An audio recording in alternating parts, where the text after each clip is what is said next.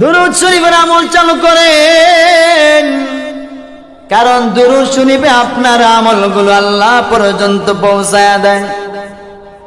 দোয়ার শুরুতে এবং শেষে যদি দুরূদ শরীফের সিল মোহর লাগায়া দেন, মুহাদ্দিসিনে কেরাম লেখেন ওই দোয়াটা কোনদিন অপূর্ণ থাকে না, ডাইরেক্ট মহান আল্লাহর কাছে কবুল হইয়া যায়।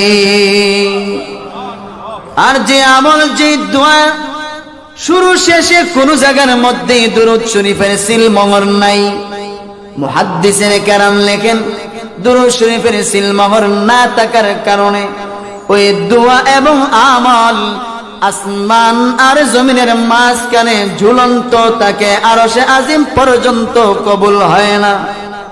এজন্য দুরূদ লাগান।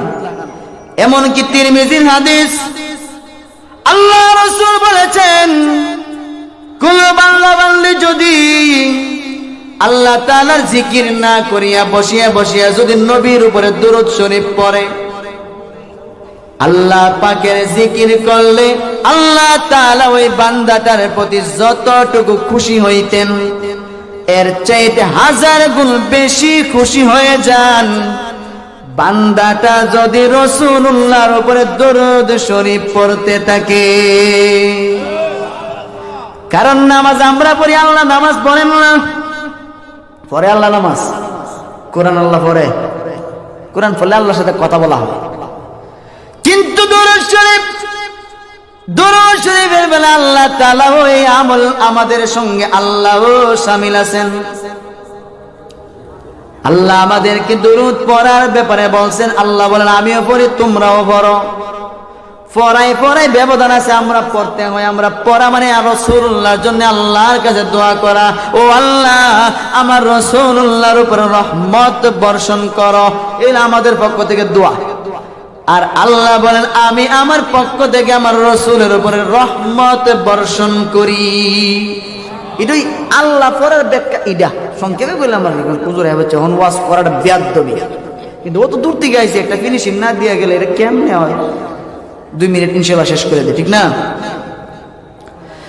ভাইরা আমার, শেষ কথা হলো জান্নাতের ভিতরে যখন মানুষ চলে যাবে, জাহান্নামীদেরকে আল্লাহ যখন জাহান্নামে পাঠায়া দিবেন। জাহান্নাম এক কষ্টের ঘর, যেখানে কষ্ট ছাড়া আর কিচ্ছু নাই। আরাম আয়েশ বলতে কোনো কিচ্ছুই জাহান্নামে নাই, শুধু কষ্ট আর কষ্ট। জান্নাত এক আরামের ঘর, যেখানে শুধু আরাম আর আরাম। আপনি যা চাইবেন আল্লাহ তাআলা মুহূর্তের মধ্যে আপনার কাছে পৌঁছায়া দিবেন। তাকে দেখবেন আসমান দিয়ে পাখিটা উড়ে যায়, মনে মনে ভাববেন, মুখে বলেন নাই, মনে মনে ভাববেন এরকম পাখি দুনিয়ায় উড়ে যায় তো ঢিল মারতাম, যদি মারতে পারতাম তাহলে বুনা কইরা খাইতাম। ভাবছেন মনে মনে, সাথে সাথে পাখিটা নিচে নাইমা বুনা হইয়া আপনার সামনে পেশ হইয়া যাবে। জান্নাতের ভিতরে কষ্ট করে গিয়ে কিচ্ছু খাইতে হবে না। ফল আল্লাহ তাআলা এমন ভাবে ফল গাছ লাগাইবেন, ফল বায়া বায়া আইসা মুখের কাছে ঝুলে থাকবে, খালি কামড় দিয়া খাইতেন। জান্নাত এমন ঘর, আল্লাহ তাআলা নিজে বলছেন বান্দা বান্দি রে দুনিয়াতে আমার কথাই চল, জান্নাতে আসতে পারলে আমি আল্লাহ তোর কথাই চলবো। এখন আমি যা কই তুই শুন, তখন তুই যা কইবে আমি শুনি, আমার কথা না। আল্লাহ বলছেন যে বিষয়টা বোঝাতে চাই সেটা আল্লাহ রাসূল বলেন জান্নাতের 8টা দরওয়াজা আছে, এর মধ্যে শ্রেষ্ঠ হইল জান্নাতুল ফিরদাউস, যেখানে নবী রাসূলগণ থাকবেন, শহীদগণ থাকবেন, আল্লাহর ওলিগণ থাকবেন, নেক আমলকারীরা থাকবেন, সত্যবাদী সিদ্দিকগণ থাকবেন। সেই জান্নাতুল ফিরদাউস শ্রেষ্ঠ জান্নাত। এর নিচে আরো 7টা জান্নাত আছে। 7টা জান্নাতের ভিতরে যেই সমস্ত জান্নাতীরা আছেন, মনে করেন আপনারা সবাই জান্নাতি হয়ে গেছেন, কিন্তু জান্নাতুল ফিরদাউস কিন্তু কেউ পান নাই। এই কথা বলেন, ইশারাতে করেন, জান্নাতুল ফিরদাউস কেউ পান নাই।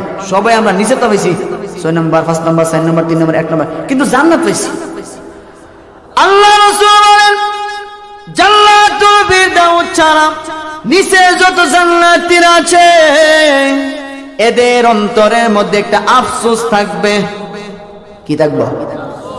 আর কোনো কিচ্ছুর অভাব নাই, অভাব নাই, কোনো কিচ্ছুর অভাব নাই। বউয়ের তো অভাবই নাই।